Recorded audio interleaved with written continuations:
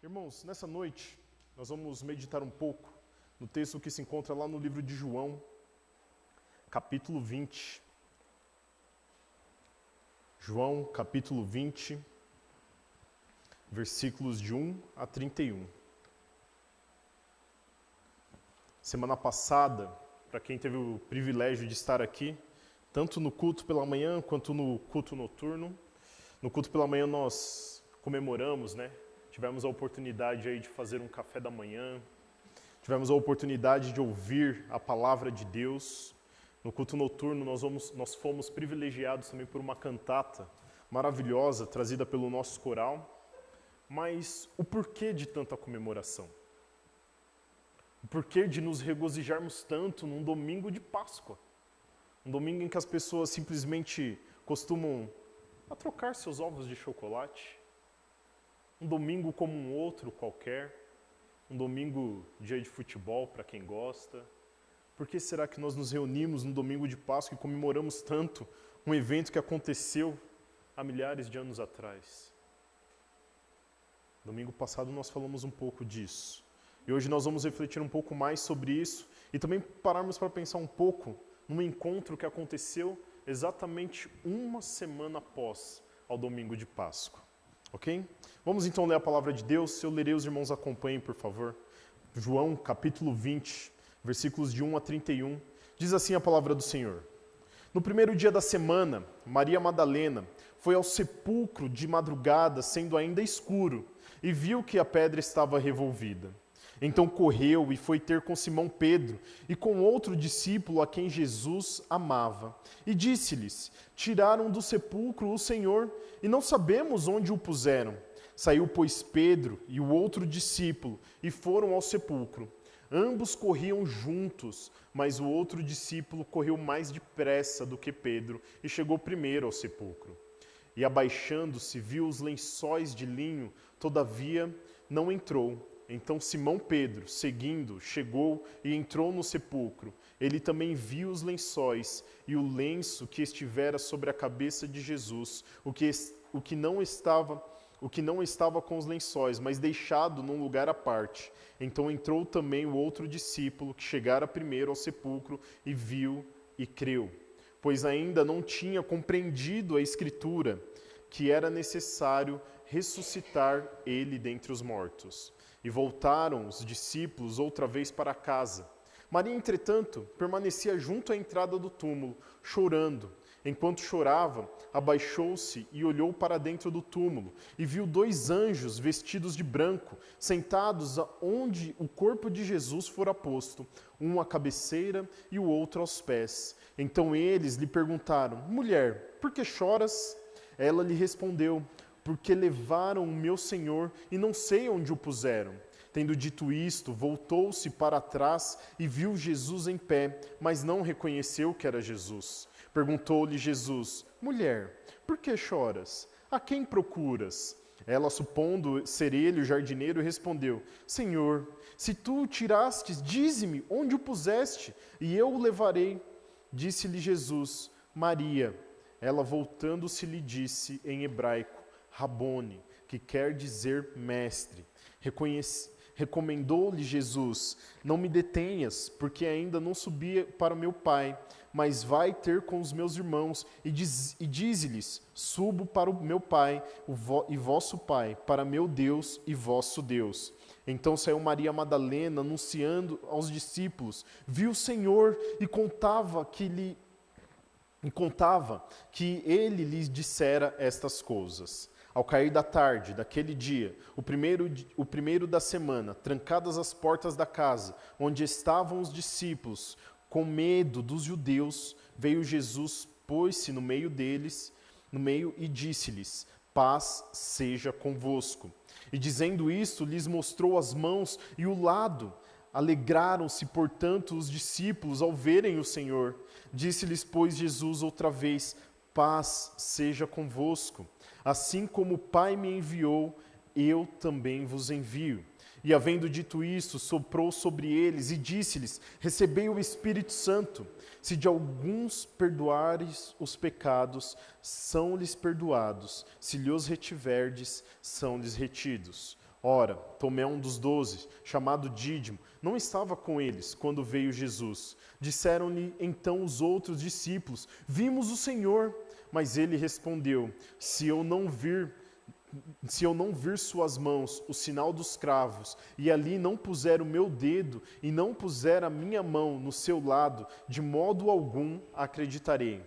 Passados 8 dias, estavam outra vez reunidos ali os discípulos, e Tomé com eles. Estando as portas trancadas, veio Jesus, pôs-se no meio e disse-lhes: paz seja convosco. E logo disse a Tomé: põe aqui o teu dedo e vê as minhas mãos. Chega também a tua mão e põe-na no meu lado. Não sejas incrédulo, mas crente.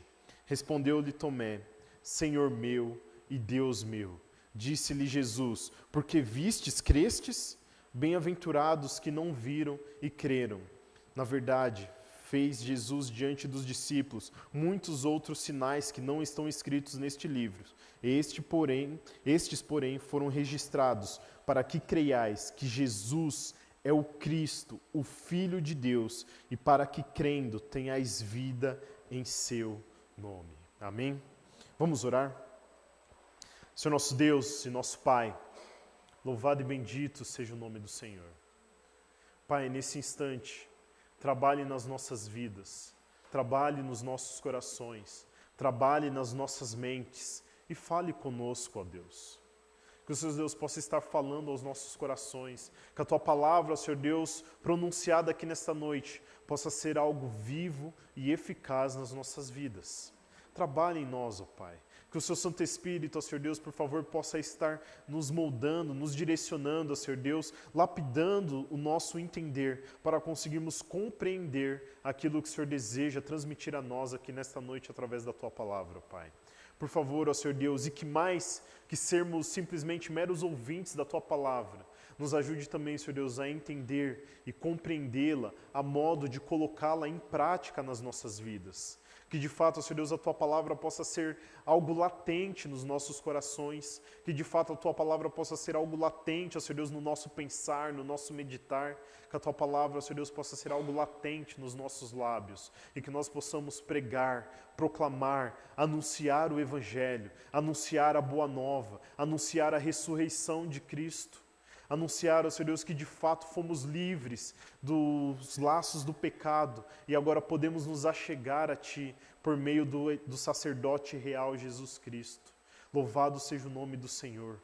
Usa as nossas vidas, ó Senhor Deus. Trabalhe nos nossos corações e fala conosco nesta noite. No nome santo e soberano de Jesus. Amém. Amém. Irmãos, esse relato de João é um relato maravilhoso. Não só por fazer parte do Evangelho, não só por fazer parte das Sagradas Escrituras, mas João ele teve o privilégio de poder ser uma testemunha ocular de um acontecimento maravilhoso, de um acontecimento que marcou a minha e a sua vida, de um acontecimento que marcou a história, de um acontecimento que de fato fez estar consumado o preço que nós tínhamos que pagar. Estava consumado, estava pago. E João teve o privilégio de poder ser testemunha disso. Além de ter o privilégio de poder ser testemunha, ele teve o privilégio de poder descrever o seu testemunho. E é exatamente sobre isso que nós vamos falar um pouco.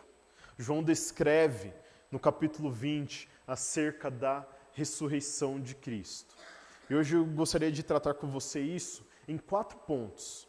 E o primeiro ponto que eu gostaria de tratar com você, que está descrito aqui no texto de João, é exatamente que Jesus não está mais no sepulcro.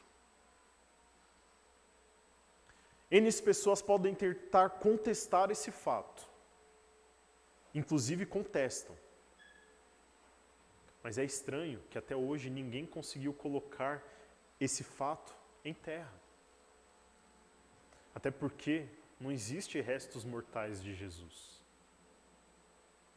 Pois os restos mortais dele, que deveria estar no sepulcro, já não está mais lá.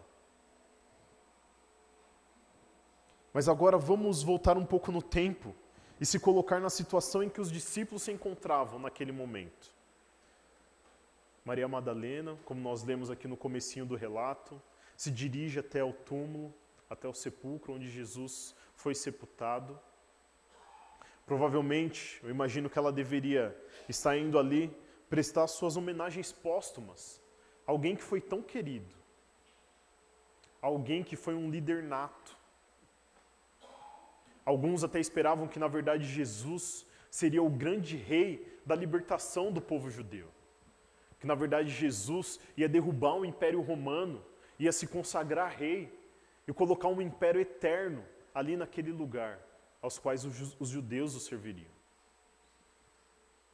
Mas, na verdade, quando Jesus caminha, carregando a sua própria cruz, a caminho do Monte do Calvário, a caminho da Gólgota,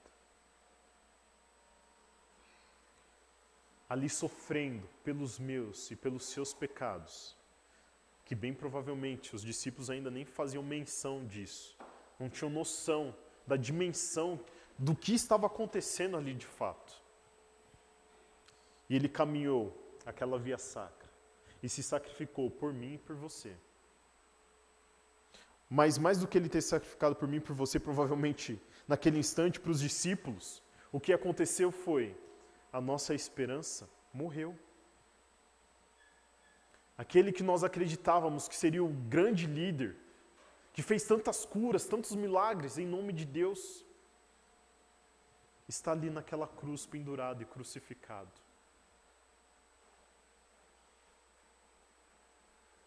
Inclusive, isso era tão latente que muitos até zombaram dele no momento da crucificação.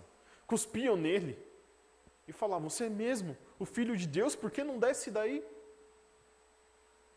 Esse é o rei dos judeus? Zombaram do Senhor. E provavelmente os discípulos também ali deveriam imaginar: a nossa esperança acabou. Para Maria Madalena, talvez, um grande ente querido meu está morrendo. Imagina o sofrimento da mãe de Jesus, vendo seu filho sendo morto na cruz. Talvez aquele momento era simplesmente isso para eles.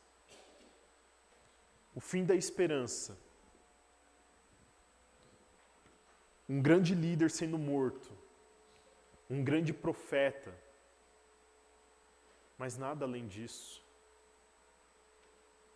Aí Maria Madalena então se dirige até o sepulcro para fazer suas homenagens póstumas. E quando ela chega ali, ela se depara com um fato. A pedra tinha sido revolvida. E o corpo de Jesus não estava no sepulcro. No começo, talvez, inclusive como nós vamos ver aqui mais à frente, o que passa no pensamento de Maria Madalena naquele instante é levar o corpo de Cristo. Provavelmente os líderes da época, até para não se tornar um ambiente ali, talvez de devoção daqueles que seguiam a Jesus, o pensamento dela foi: levaram o corpo de Jesus. E a primeira coisa que ela faz então é sair correndo, disparadamente, e vai contar para Pedro e João. Vocês não vão acreditar no que aconteceu, vocês não vão acreditar no que eu acabei de ver. O sepulcro está aberto e o corpo de Jesus não está lá. Pedrão, totalmente impetuoso, totalmente age na emoção. Provavelmente eu acho que já partiu em disparada, nem esperou ela terminar de contar. E foi verificar se isso era, de fato era verdade. Se fosse uma corrida aí, meia maratona, Pedrão ia perder porque João chegou na frente dele. Saiu depois e ainda chegou na frente. Mas a grande questão é: onde está o corpo de Jesus? Onde está Jesus Cristo? O que será que fizeram com Ele? O que fizeram com o nosso Mestre? O que fizeram com o nosso Senhor? Aonde colocaram o seu corpo?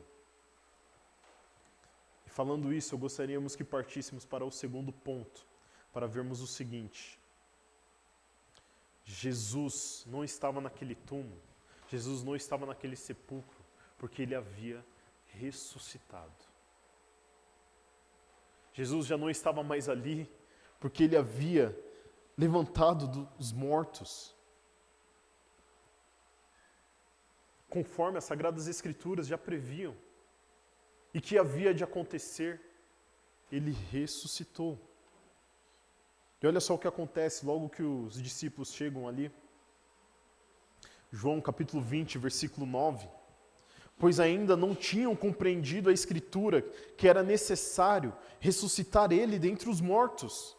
E voltaram os discípulos outra vez para casa. Eles ainda não estavam acreditando. Como assim? Mas o interessante é que o coração de João bate forte quando ele entra. Olha só o que diz aí a partir do versículo 5. E abaixando-se, viu os lençóis de linho, todavia não entrou. Então Simão Pedro, seguindo, chegou, entrou no sepulcro. Ele também viu os lençóis. E o lenço que estivera sobre a cabeça de Jesus, e que não estava com os lençóis, mas deixado num lugar à parte. Então entrou também o outro discípulo, que chegara primeiro ao sepulcro, e viu e creu. João, logo que ele viu o cenário, ele creu. E por que ele creu? Imagina você o seguinte, meu irmão. Naquela época era costume, na verdade, enterrar os corpos. Na verdade, eles não enterravam como nós enterramos hoje. Eles não tinham gavetas em cemitérios ou cavavam covas e colocavam o corpo ali dentro do caixão. Mas, na verdade, o costume da época era exatamente envolver o corpo em panos, em lençóis, deixavam o corpo todo envolvido, entravam em uma caverna, como se fosse uma caverna, colocavam aquele corpo deitado em algum patamar, deixavam ele ali e fechavam essa caverna com uma pedra. Esse era o costume da época. E era exatamente assim que Jesus foi sepultado. Exatamente dessa forma. Mas, todavia, se o relato de Maria e a angústia de Maria Madalena estivesse correto, de que teriam roubado, de que teriam ufanado o sepulcro de Jesus, provavelmente os lençóis não estariam lá. Até porque não era normal na época também ninguém sair carregando um morto de qualquer jeito. Para o judeu em si já era totalmente imundície, né? Para os romanos, então, provavelmente, se fosse roubar, mandariam soldados, e os soldados levantariam o corpo com pano e tudo e levaria para onde o imperador tivesse mandado levar. E até mesmo se fosse um qualquer, na pressa, ninguém iria desenrolar o corpo.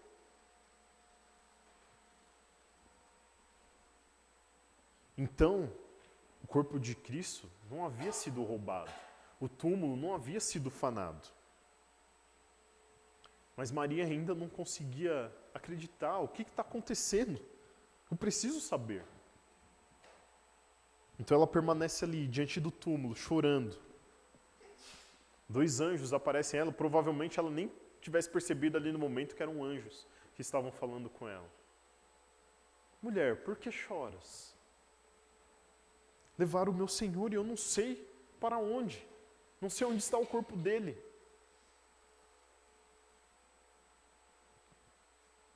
Aí Maria então tem um privilégio sensacional. O próprio Jesus adentra, já ressurreto, em seu sepulcro e diz: mulher, por que choras? Versículo 15. A quem procuras? Ela, supondo ser ele o jardineiro, respondeu: Senhor, se tu o tirastes, dize-me onde o pusestes, e eu o levarei. Eu levo o corpo comigo. Se por acaso está te atrapalhando, ele está aqui. Eu levo comigo, mas por favor, fala para onde o levaram. Disse-lhe Jesus. Aí Jesus a chama pelo nome, Maria. Ela, voltando-se, lhe disse em hebraico, Rabone.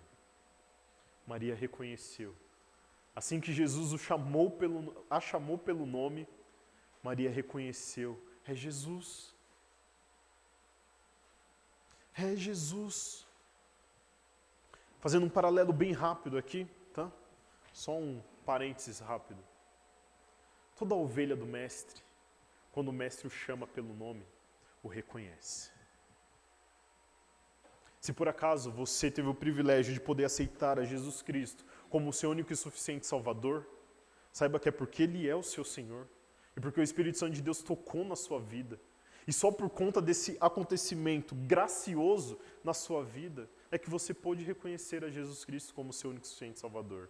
E por conta disso você faz parte do rebanho, do bom pastor, pois como ovelha do bom pastor ouviu o seu chamado e reconheceu a voz do Mestre.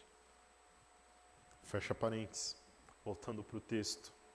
Maria então reconhece ser Ele o Senhor. Eu fico imaginando o misto de sentimentos que deveria estar passando no coração de Maria nesse momento.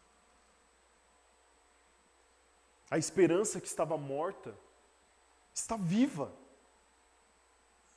Aquele que achávamos que tinha acabado tudo, agora é o fim de tudo, não temos mais o que fazer, estava viva. Como as Escrituras haviam falado, que haveria de vencer a morte, Ele venceu a morte. O Cordeiro que foi dado em meu e em seu favor, venceu a morte.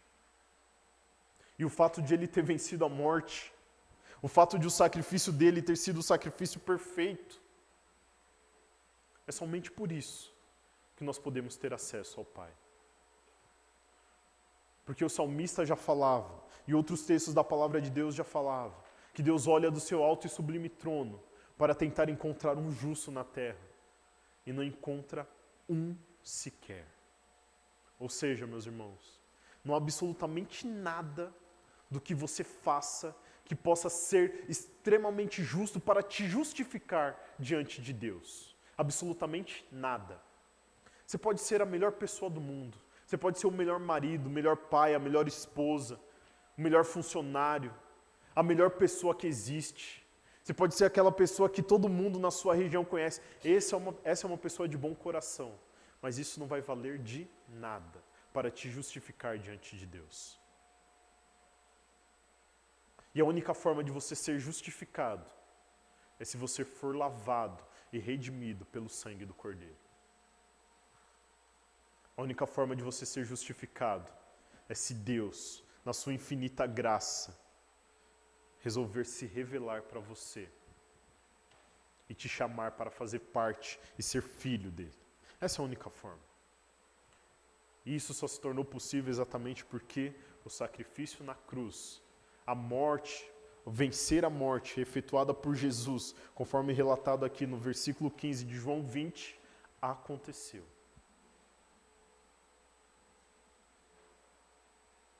E é por isso que nós louvamos esse Deus tremendo. É por isso que nós o exaltamos. Irmãos, se você por acaso, porque eu sei que isso é meio louco para o nosso pensamento, acreditar que alguém morreu, ficou 3 dias morto, depois ressuscitou, subiu aos céus e hoje reina, está sentado à destra do Pai. Às vezes, por pensamento meramente humano, se não for o Espírito Santo para fazer com que isso de fato seja verdade nas nossas vidas, de fato, pensando meramente como humano, isso é louco, é loucura. Mas agora vamos pensar então com pensamentos humanos, meramente. Se isso fosse uma mentira, isso não era interessante para os romanos daquela época. Com certeza, o imperador romano teria dado um jeito de colocar isso por terra e falar, é mentira. Está aqui, ó, o corpo de Jesus, inclusive os meus soldados, os meus guardas estavam lá guardando o sepulcro. Isso daí é falácia desses discípulos, que querem incitar a discórdia no nosso meio. Com certeza isso teria acontecido. Se isso fosse mentira, provavelmente a ciência já teria achado os restos mortais de Jesus e fazendo um tremendo mapa genético e chegado e comprovado, ó, esse de fato é o corpo daqueles que diziam ser Jesus. O que não aconteceu até hoje. E nem vai acontecer, pode ter certeza disso. Se isso fosse mentira, os discípulos provavelmente não sofreriam como sofreram por conta disso. Até porque eles foram perseguidos, crucificados de cabeça para baixo, açoitados até a morte. Ninguém passaria por tudo isso por uma mentira. Se isso fosse mentira, os cristãos da época não anunciariam a Jesus. Aí você pode pensar, não, mas isso foi uma invenção daqueles 12 porque caminhavam com ele. Mas acontece que não foi só os 12 que viu a Jesus ressurreto.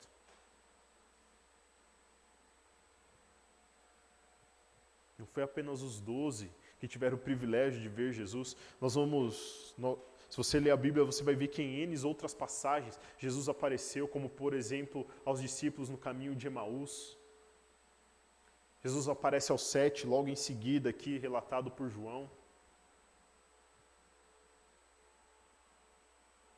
E uma prova mais contundente ainda é da qual nós vamos falar agora.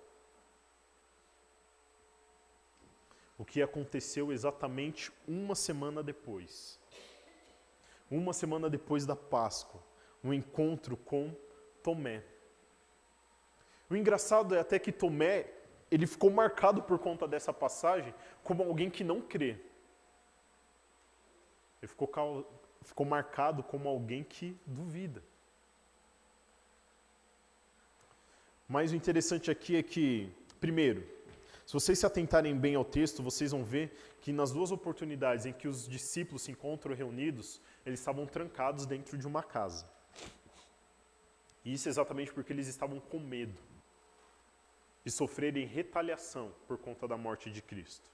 De sofrerem retaliação tanto pelo lado dos judeus, quanto pelo lado dos romanos. E vocês vão ver que eles se encontram duas vezes trancafiados em uma casa. No primeiro acontecimento que eles estão ali trancados, Jesus aparece para eles. E diz, paz seja convosco. Eles logo reconhecem que é Jesus. Mas Tomé não estava nesse primeiro evento. E esse primeiro evento aconteceu exatamente no domingo de Páscoa. Os discípulos que estavam ali reunidos, então, foram logo contar para Tomé. Tomé, Jesus Cristo ressuscitou. Ele está vivo. Tomé então vira para eles. Eu só acredito se eu com o meu dedo tocar as suas feridas. Eu só vou acreditar se eu com a minha mão tocar no lado dele, onde ele foi transpassado por uma lança. Eu só vou acreditar se eu com os meus olhos ver. O interessante é que Tomé ficou marcado aqui por duvidar, mas a gente se esquece que momentos antes da crucificação de Cristo, todos os discípulos o abandonam. Todos. Isso está relatado lá em Mateus, deixa eu só pegar o texto certo aqui, Mateus capítulo 26, versículo 56. Quem quiser ler depois pode deixar anotado. Mas você vai perceber que todos os discípulos abandonaram a Jesus. E quem ficou marcado como aquele que pula fora do barco e que duvida foi Tomé. Inclusive, hoje, um dos grandes jargões, exatamente por conta de Tomé, é o seguinte, eu só acredito vendo. Então, preciso ter uma prova cabal para eu crer. E o pior de tudo é que esse pensamento acaba entrando no meio da igreja. Daí você vê N irmãos que falam, não, eu só vou acreditar nisso se sair fumaça do chão, aquele show todo pirotécnico, e Jesus aparecer no meio e falar comigo. Aí eu acredito. Outros falam, não, só vou acreditar se Jesus operar um milagre extraordinário. Aí eu creio. Eu só vou acreditar, tem um ente meu que está com câncer, se ele for curado. E a gente fica querendo fazer barganha para crer em Jesus. Barganha para crer que de fato ele ressuscitou. E olha só, Tomé fez isso e teve o privilégio de poder ser o CSI da época, Ele teve o privilégio de poder de fato tocar nas feridas e comprovar. Ele foi tanto testemunha ocular como testemunha física. Ele tocou lá na ferida. E ele dá o testemunho dele. E o mais interessante de tudo aqui, irmãos, na vida de Tomé, é o que ele fala, logo depois que ele toca, versículo 28. Olha o testemunho de fé de Tomé. Senhor meu o que já era comum, mas ele faz um adendo. E Deus meu. Ele reconhece que Jesus Cristo é o próprio Deus. Senhor meu e Deus meu. Qual tem sido o nosso testemunho de fé diante de tudo isso? Como nós temos pregado, anunciado a nossa fé, de fato, na ressurreição de Cristo? Naquilo que aconteceu no domingo de Páscoa? E é pensando nisso que eu gostaria de trabalhar o quarto ponto com vocês. Creia em Jesus, o Filho de Deus. Creia, porque isso não é uma falácia. Creia, porque isso não foi uma mentira elaborada pelos discípulos. Creia, porque isso de fato foi um fato e aconteceu. Existem N textos não bíblicos, que não fazem parte do cânon bíblico, que falam sobre a ressurreição de Jesus. Pessoas da época que testemunharam. Provavelmente, se isso fosse simplesmente falácia, isso deveria ter algum segredo trancado a 7 chaves, que ninguém pudesse chegar perto. Mas não tem nada disso. Domingo passado, nós fomos muito bem relembrados que N líderes de N religiões diferentes têm seus túmulos mundo afora. Maomé, os papas, entre outros, que não vem à memória agora. Mas provavelmente se você pesquisar lá, você vai ver que tem o túmulo dele em algum lugar. Os restos mortais dele, provavelmente uma plaquinha lá, aqui já os restos mortais do fulano de tal. Mas de Jesus, não tem. E não tem porque ele não está morto. E não tem porque ele ressuscitou. E sabe por que ele sofreu tudo isso? Foi exatamente para que a minha vida e a sua vida pudesse ser alcançada. Foi exatamente para que nós pudéssemos ter acesso ao Pai. Porque a humanidade estava toda corrompida e não tinha como arrumar. E a única forma de arrumar isso seria exatamente com o sacrifício de Jesus. E é por isso que nós podemos e devemos crer. O próprio Jesus, logo depois que Tomé toca nele, ele diz: porque me vistes, creste? Bem-aventurados os que não viram e creram. Bem-aventurado, verdadeiramente feliz, são aqueles que não viram e creram. Certeza que nós não tivemos o privilégio de ver. Mas nós temos o privilégio de poder crer.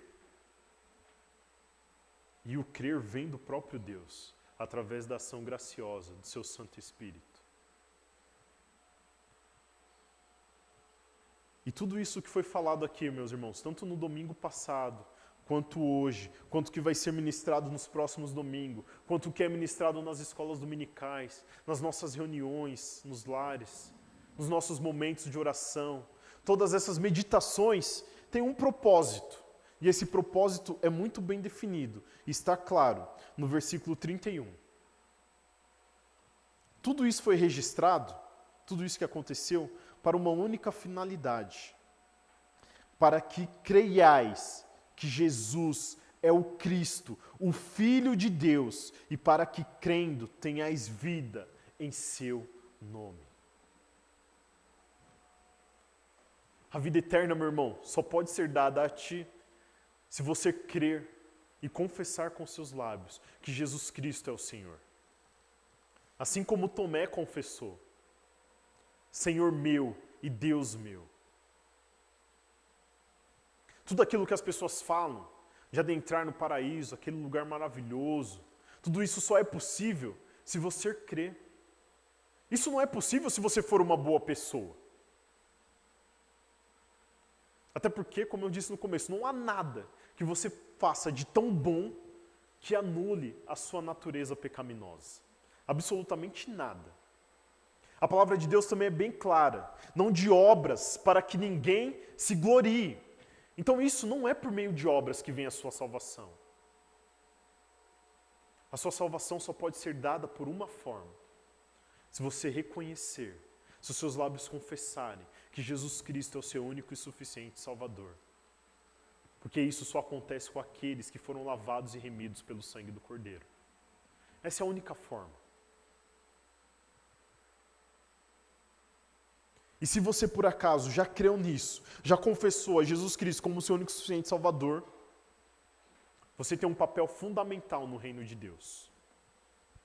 O ide e anunciar o Evangelho a toda criatura. Anunciar com palavras, anunciar com atitudes. Ser um cristão de fato.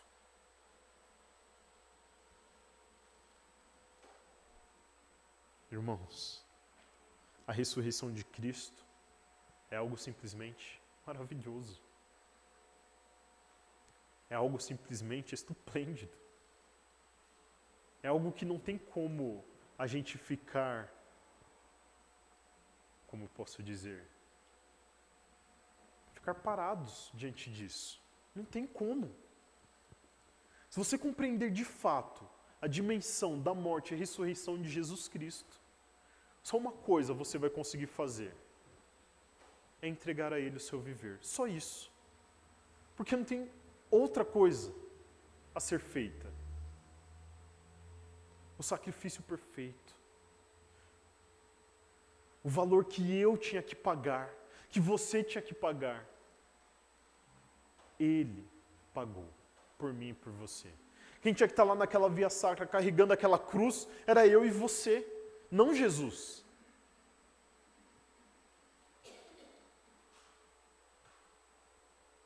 Ele pagou o preço que competia a mim e a você. Enquanto eu vou finalizando, eu gostaria de chamar algumas pessoas do coral que prepararam uma música para nós. Que é uma música que fala um pouco exatamente sobre isso. Mas eu também gostaria de deixar o desafio para você como igreja. Se você de fato crer nisso, por favor, saia do seu comodismo.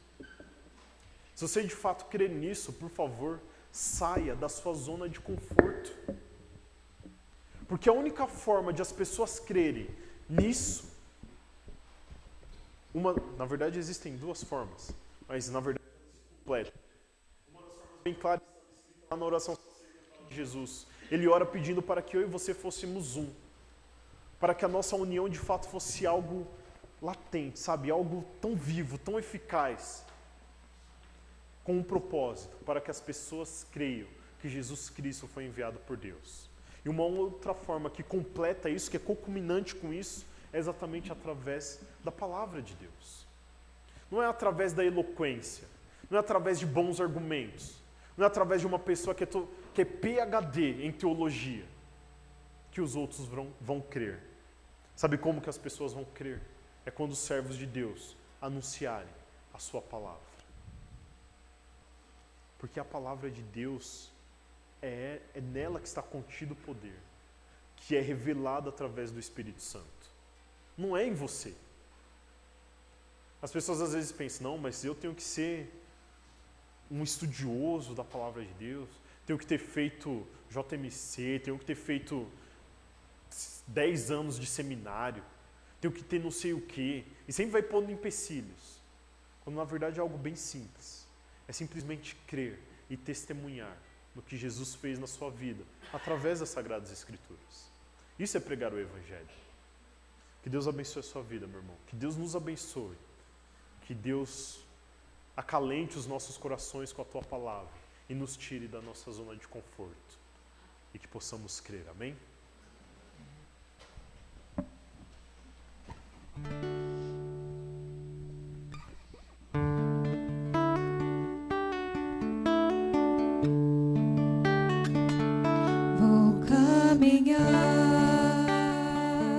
Olhando além, até chegar onde ela está. Já decidi Vou prosseguir no caminho que leva à cruz.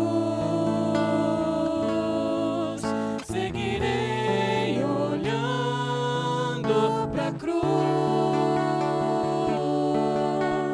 firme na fé em meu Salvador. O mundo deixei, ganhei seu perdão. Seguirei olhando para a cruz.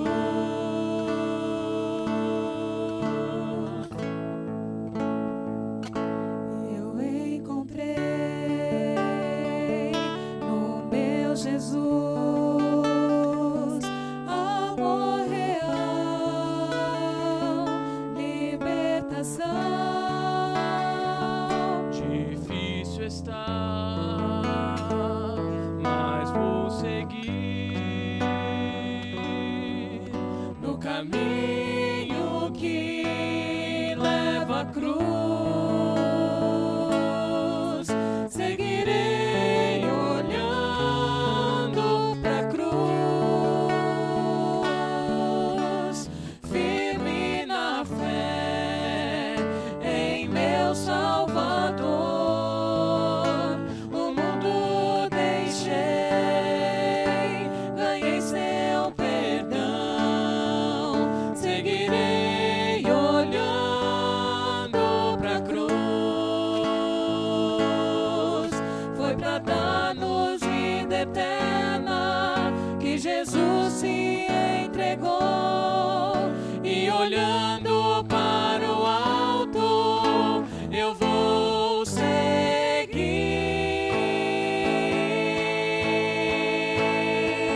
Seguirei olhando para a cruz, firme na fé em meu Salvador.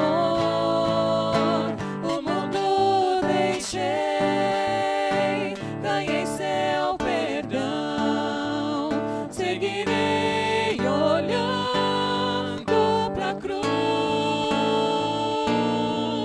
Seguirei olhando para a cruz,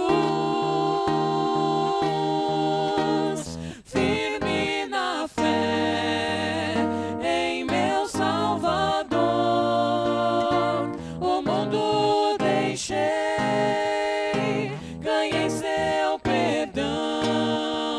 Seguirei olhando para a cruz. O mundo deixei, ganhei seu perdão. Seguirei até o fim, rumo à cruz.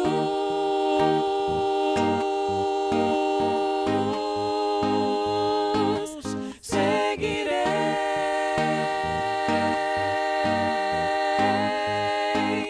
rumo à cruz.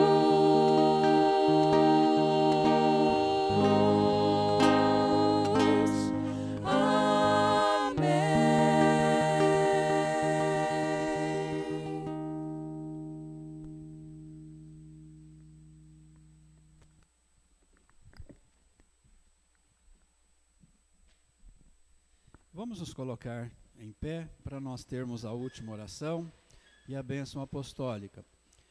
Está aí no boletim, na coluna de oração, o nome da nossa irmã Thaís. Ocorre, né, que a Thaís, algum tempo atrás, ela foi submetida a uma pequena cirurgia e os médicos pediram para fazer a biópsia. E agora há poucos dias saiu o resultado. E nós estivemos com a Thaís na terça-feira, à noite, e ela então nos disse que ela está de fato com um câncer. E os médicos estão já basicamente começando o tratamento. E ele não está só localizado em uma parte do corpo, ele já está em outros 2 lugares. O medicamento que ela precisa tomar de imediato custa aí entre 18 a 20 mil reais. O convênio não cobriu, mas o SESC, onde o Osni trabalha, ele já se prontificou a custear toda essa medicação que a Thaís precisar. Então, antes mesmo de a igreja estar sabendo com mais detalhes, o nosso Deus já está agindo em favor da Thaís. E nós queremos que os nossos irmãos estejam orando constantemente para que o Senhor abençoe o tratamento da Thaís. Ela está sendo colocada, inclusive lá no Hospital AC Camargo, da Fundação do Câncer, num grupo de estudos de médicos, porque eles atribuem alguma coisa assim bastante diferenciada na maneira como este câncer está se manifestando. Então eles estão, até os médicos, surpresos e tentando entender como que está acontecendo essa locomoção, essa forma de o câncer atingir outros órgãos também.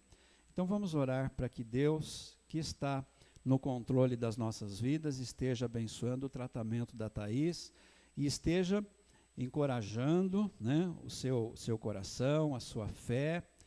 Ela está espiritualmente bem, conversamos bastante com ela na terça-feira, está bem, e vamos acompanhá-la com as nossas orações, né? Claro que com bastante discrição, sem muitos detalhamentos, mas vamos acompanhar a nossa irmã Thaís com as nossas orações. Também estivemos ali na UTI da Santa Casa, visitando a Dona Basília, mãe da Fátima, e tivemos a agradável surpresa de vê-la já consciente. No domingo nós estivemos orando aqui para que Deus pudesse devolver a consciência para a mãe da Fátima, porque depois da cirurgia ela voltou da anestesia, consciente, mas depois voltou para o estado de inconsciência. E assim permaneceu por alguns dias, trazendo bastante preocupação, né, e apreensão à família. Mas, segundo o filho dela que estava lá, quando a gente foi visitá-la na quarta-feira, ele disse que já no domingo ele percebeu algum traçozinho de reação. E quando a gente estava ali na quarta-feira, ela estava nos ouvindo, ela estava respondendo com um piscar de olhos, ou mesmo tentando falar ou balbuciar alguma palavra.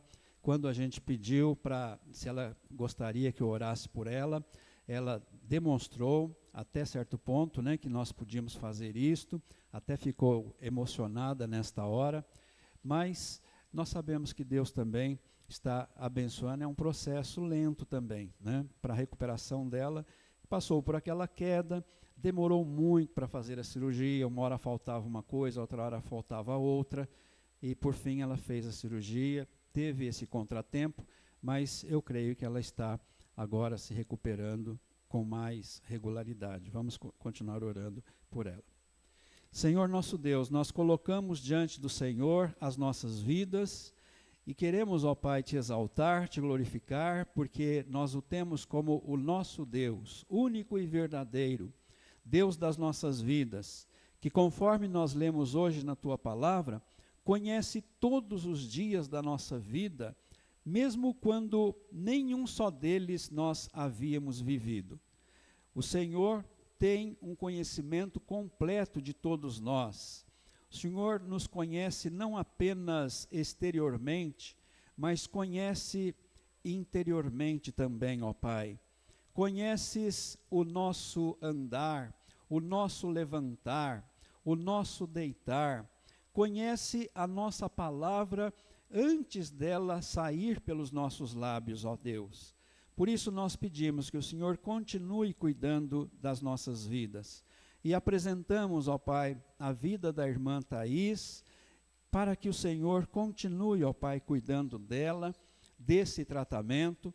Obrigado, porque o Senhor já tem aberto algumas portas pela empresa do Osni, que já colocou à disposição da família os recursos necessários para comprar toda a quantidade que for suficiente para esse medicamento, que para a dosagem de apenas um mês custa tão caro.